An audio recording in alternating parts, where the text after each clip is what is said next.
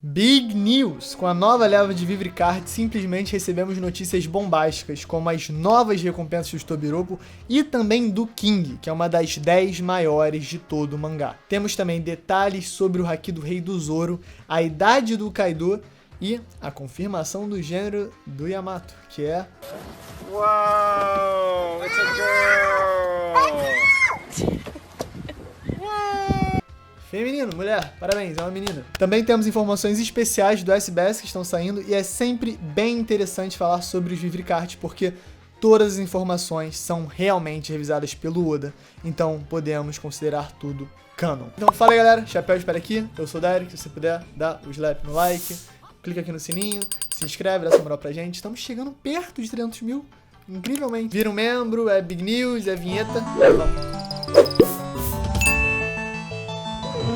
Ok, começando pelos Vivre Cards, temos algumas informações sobre o King. A Calamidade nasceu em 1º de dezembro, tem 47 anos, um corpo esbelto, com meramente 6 metros e 13 de altura, sangue tipo S, e a sua comida favorita é a sashimi de peixe voador. Quem é que não gostaria, né? Mas o que é interessante é essa informação extra sobre o passado do King, que fala: King foi um dos piratas que ficou impressionado com a força de Kaido e decidiu seguir ele simplesmente por o quão forte ele é. Além disso, ele também foi com Kaido para Marineford, mas ambos foram parados pelos piratas do Ruivo. A zona do King o permite voar em velocidades absurdas e transformar o seu bico em uma lança, que é capaz tanto de bloquear quanto perfurar seus inimigos. E também, né, com muita dúvida, da onde veio o King, de que raça é essa, tribo dos lunares e tudo, a gente descobriu que ele nasceu na Grande Rota. Muito obrigado, Oda, ajudou muito. Mas claro, a informação mais quente, mais interessante é a recompensa do King. 1,39 bilhões de berries. Isso é 13900000000.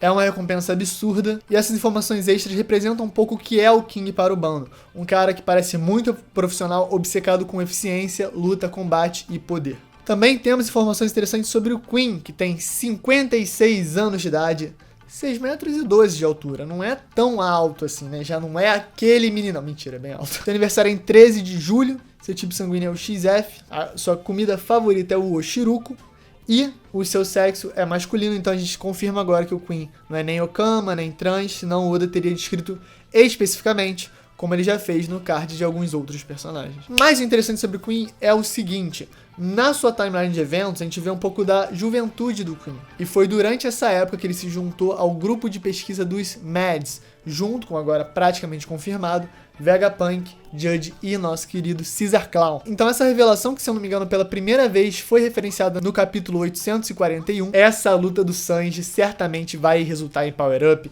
vai resultar em backstory, vai ter alguma coisa a mais do que a gente tá vivendo hoje em dia, ainda mais com essas coisas da mudança da germa, o fator de linhagem, tudo isso vai ter uma conexão direta com o Queen, porque o cara sabe muito de tecnologia, sabe muito de ciência e trabalhou junto com o pai do Sanji, é praticamente um tio distante. Agora vamos pra ele, nosso querido, então, Jack a Seca. A Seca de bom conteúdo. Idade 28 anos, só cunha a Seca. O aniversário dele é 28 de setembro. Ele tem 8 metros e 30 de altura. Só tem tamanho, bobão pra idade. Tipo sanguíneo X. A sua comida favorita é steak de cactus. Vegano? Será? Local de nascimento é a Grand Line. Sexo masculino, tudo certo? E nesse Vivre Card é confirmado que ele tem haki de observação e armamento. Nada muito importante sobre o Jack, mas tá aí uma das 3 calamidades, né? O equilíbrio, a isonomia, tudo junto. Mas chega das calamidades, agora vamos pro pai. Quem é o pai da situação? A gente tá falando, claro, do Kaido. Nosso dragão azul tem 59 anos de idade, nasceu na Grand Line, faz aniversário dia 1º de maio, ou dia do trabalho. Será que o Kaido é uma pessoa que simpatiza com o feriado de 1º de maio? Ele tem 7 metros e 10 de altura, o tipo sanguíneo dele é F. Sua comida favorita é o sake. Comida favorita, sake. Vocês estão entendendo o nível de alcoolismo do Kaido. Sua alcunha é a criatura mais forte do mundo, Kaido das feras, rei da sabedoria, além de que o Kaido espera destruir este mundo enfadonho com as armas ancestrais, Smiles e One Piece. Lindo, maravilha, o Oda inclusive botou um pouco das motivações do Kaido. A gente sabe que ele quer de alguma maneira ser o rei dos piratas e achar One Piece. A gente viu o discurso dele sobre a nova Onigashima, mas a coisa mais interessante sobre o Kaido chega no final. Luffy é o primeiro oponente que Kaido enxerga como um adversário à altura desde Oden. Então ele tá muito feliz e empolgado agora. Cara, bem interessante isso, né? Porque a gente pensa muito na luta entre Shanks e Kaido. Como é que isso aconteceu pré-Marineford? E se aquela luta contra o Shanks, se realmente aconteceu, não deixou ele tão empolgado assim, a gente pode pensar duas coisas. Ou o Shanks não é tão forte, o que é impossível. Ou dois, que é o mais provável, eu acho que a luta não se desenvolveu a tempo do Kaido ter essas realizações, ter grandes combates e tudo. Acho que foi uma luta ali rápida, se não até uma coisa diplomática. Essa é uma das teorias mais apoiadas, mas eu acho que essa informação dá mais um alento, mais uma guarida a essa ideia. Porque agora, finalizando os Piratas das Feras, vamos falar um pouco sobre os Tobiropo, partindo das recompensas dele logo, né? O Who's Who tem 546 milhões de berries de recompensa. Um absurdo, né? Claro, a Marinha deve dar um acréscimo por ele ter sido da Cipherpol, então o cara sabe informações secretas e tudo mais, além de que a própria alcunha dele, gente, tem uma brincadeira, né, tem um trocadilho, a alcunha do Who's Who é tipo fuzilador, mas é um trocadilho em japonês com linguarudo, com fala muito, com bocão. Ele também tem o haki do armamento e observação confirmado, inclusive eu já vou adiantar pra vocês. Todos os Tobiropo e todas as calamidades têm confirmado haki do armamento e haki da observação. Black Maria tem 480 milhões de berries de recompensa. Um absurdo para nossa Rainha-Aranha, mas mais que isso, o Oda confirmou que nossa Muse estava na sua forma híbrida durante a luta contra Rob, ainda desenhando no SBS como seria a forma híbrida que ele tinha imaginado antes. Olha aí como é engraçada, mas ele falou que não ficaria feminino o suficiente e também ia lembrar o efeito da Rumble Ball, que é uma coisa que o Oda não queria, mas ficou aí essa imagem um pouco horripilante da Black Maria. Eu até tinha conversado como seria uma coisa interessante se ela na forma híbrida ficasse bizarrona, mas o Oda preferiu a rota em que ela ficasse mais fisicamente coesa, entendeu? O Sasaki tem 472 milhões de berries de recompensa. A sua alcunha é Sasaki dos excessos, porque o rapaz simplesmente bebe muito sake. Dá pra ver que o Sasaki teria uma afinidade com o Kaido muito grande, né? Duas pessoas, né? Uma comida favorita de um é sake. O outro é o Sasaki da ressaca, é o Ressasaki, basicamente. A gente podia chamar ele de Ressasaki. Temos algumas informações extras também sobre o Tobiropo, que é junto com o Who's Who, o Sasaki é considerado meio que o arruaceiro ali. Os dois são os arruaceiros do Tobiropo, enquanto Page One e Ult são os dois bobões, né? Os irmãos idiotas. Mas o que não é idiota é a recompensa da nossa meninona Ult, 400 milhões de berries. Cara, a gente vendo essas recompensas entende um pouco o nível de poder que estão os Mugiwaras. O Frank pegou um cara na mão, haki do armamento, haki da observação, usou uma absurda e simplesmente derrotou ele. Mais de 450 milhões de berries. Sanji também pareceu não ter problema nenhum de Osoba Mesh contra o Page One, e o Page One tem 290 milhões de berries de recompensa.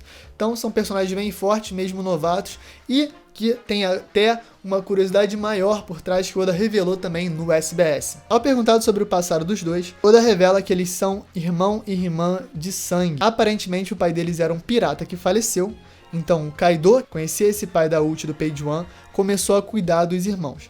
A Ult era muito inteligente e roubou 2 frutas que o Kaido estava guardando. Então os irmãos comeram, se tornaram mais poderosos, justamente para não serem devorados e expulsos da tripulação do Kaido, porque a gente sabe, cara, a tripulação do Kaido é matar ou morrer. Então se você não adquirir poder, não adquirir força, você ou vai ser um restolho, um lixo, ou até vai ser punido e expulso. A gente tem agora uma ideia melhor do nível de poder dos Tobiropo, porque todos têm haki do armamento, haki da observação, além de recompensas muito altas. Falando em haki, vamos falar agora muito importante do Vivre Card do Zoro. Não tem nada de novo nem especial nesse Vivre Card, só a confirmação de que ele usa o haki do armamento e o haki da observação. O que fez falta? O haki do rei, claro, no capítulo 1010, o Kaido deu a entender que o Zoro tem domínio, ou pelo menos tem capacidade de utilizar o haki do rei até ofensivamente. Uma coisa super avançada. Tão avançada, inclusive, que o Oda revelou que tanto o Roger, no flashback do Oden, quanto o próprio Oden estavam usando o haki do rei avançado em seus ataques. Então, quando o Kaido tomou o Togen Totsuka, ele de fato estava sofrendo um golpe com o haki do rei avançado. Isso mostra um pouco do que o Kaido disse quando os bainhas do 997 deram um golpe similar ao do mestre deles, mas que não deu tanto dano. Agora a gente entende a diferença. os bainhas dominam o haki do armamento avançado, mas não dominam o haki do rei avançado. O Oden domina o haki do rei avançado, então ele tinha aquele fator a mais, aquele corte a mais, então tá completamente justificada a fala do Kaido que simplesmente os bainhas não eram fortes o suficiente para cortar ele que nem o Oden. Mas isso de maneira nenhuma confirma que o Zoro não tem haki do rei, porque a gente sabe que a produção dos Vivre Cards depende, não é exatamente conforme os mangás mais recentes. Eles começam a produzir com as informações da época e o Oda aprova assim mesmo. Então, o Vivre Card do Zoro pode ter sido feito antes do 1010 ou antes até do Oda ter vontade de revelar isso, apesar da nossa querida Toei já ter lançado já no 984 o Zorão Haki do Rei com tudo, né? Acho que o certo é aguardar e ver como é que vai ser, mas eu tô inclinado a achar que mesmo com esse Vivre Card, o Zoro tem sim o Haki do Rei e tem sim a capacidade de usar o Haki do Rei avançado. Os paralelos com Rayleigh são muito fortes. E agora, finalmente, o Vivre Card do Yamato, ou como provavelmente a gente vai chamar ela a partir de agora, a Yamato. Preparado para capar várias vezes em poucos segundos. E eu vou explicar por quê. Temos idade 28 anos, local de nascimento indefinido, aniversário 3 de novembro, simplesmente 2,63 m de altura, tipo sanguíneo F, comida favorita, Oden e salmão, justo, bem bom. E duas coisas importantes, sexo feminino e alcunha princesa demônio. Então, cara, a gente sabe como é canon Vivre Card, é confirmado. Yamato não é um homem trans, o Yamato é uma mulher cis. E tanto está explícita essa intenção porque a sua alcunha veio ali, princesa demônio. Isso também indica que, de fato, a teoria de que o Yamato vai assumir sua própria identidade, e provavelmente isso também vai ser abraçar seu gênero de nascença, que é o feminino, e se identificar como Yamato, é o caminho que o Oda deve seguir na história. E, cara, pra mim, isso é ótimo. Porque eu sempre entendi uma pessoa da comunidade LGBT ter aquela vontade, aquela carência por uma representatividade no mangá. E um homem trans forte como Yamato seria uma coisa muito legal. Mas, ao mesmo tempo, eu odeio essas simplificações porque a identidade de alguém é algo muito importante, que tem muitas nuances. Então, eu nunca imaginei que o Oda ia ter capacidade de reproduzir os dilemas de um homem trans, tentando ser forte e tal, dentro do mangá, com a complexidade e a importância que isso merece. Porque isso não é o foco do mangá, não é o trabalho do Oda fazer isso. E isso é perfeitamente ok. Quando a Kiko apareceu em um ano, a primeira reação que eu tive foi: gente, cuidado, porque o Oda pode trabalhar isso de uma maneira que não seja ideal ou aquém a sua expectativa. Da época que a gente está vivendo hoje em dia, né? O Ocidente tem muito mais representatividade, o Japão é diferente. E no final das contas, o Oda tratou a Kiko super delicadamente, super bem, não tem nenhuma crítica à maneira que o Oda abordou a personagem. Kiko, inclusive, é uma das minhas bainhas favoritas. Mas quando o Yamato entrou de novo nessa discussão, eu fiquei nervoso de novo, porque eu pensei, cara, se as pessoas forem com tudo, tipo, não, ele é meu ídolo trans e o Yamato vai ser o cara, ele vai...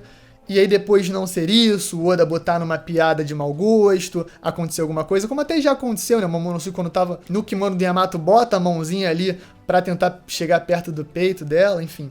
É uma coisa esquisita que eu fiquei preocupado. E acabou que tá tranquilo, porque o Yamato não vai ser um homem trans, que vai ter vários problemas, blá, blá, blá.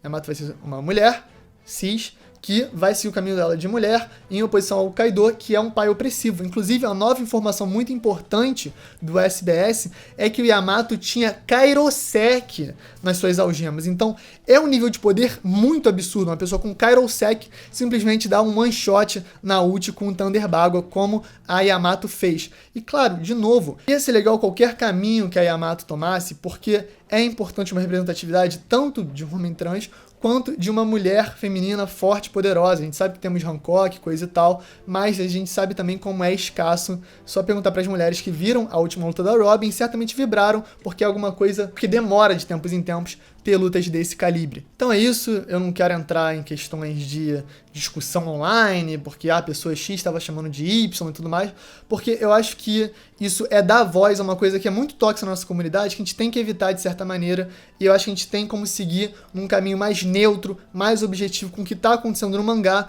sem ficar numa lama de discussões e tal, que eu acho que realmente não tem nenhum tipo de, ou pouquíssimo proveito para a sociedade, também para a comunidade de One Piece. E como recado final, eu acho um pouco estranho se a pessoa ficar, era óbvio isso era sempre óbvio, nunca você tinha que ter tido qualquer dúvida sobre a identidade da Yamato. Porque, não era óbvio. O Luffy chama a Yamato de Yamakara. Ninguém chama uma mulher de cara, o Kaido chama de filho, eles chamam de jovem mestre. Tem uma hora que um tripulante do Ace fala que o Yamato é uma mulher, alguma coisa assim, o Yamato faz uma careta, enfim. O Oda confundiu a gente, esse é o fato. O Oda confundiu a gente, não deixou claro, e eu acho que até seja uma coisa intencional que a gente vai ver se desenvolver agora na história. Então ficar brigando nesse momento é uma coisa boba, na minha opinião. A gente não tem todos os fatos, a gente não viu como a Yamato vai se desenvolver. Enfim, acho que enquanto dentro da história continuarem chamando de O Yamato, provavelmente talvez eu chame no review de O Yamato, porque o momento que ela assumir que vai ser ela e usar os pronomes e tal, vai ser marcante, então talvez seja interessante também trazer isso pro review. Enfim, vamos ver, galera, semana a semana, como as coisas se desenvolvem. Comenta aí o que você achou. Esse foi o vídeo, essas foram as Big News. E checa os vídeos que estão passando aqui, dá essa moral, links na descrição. É isso, galera.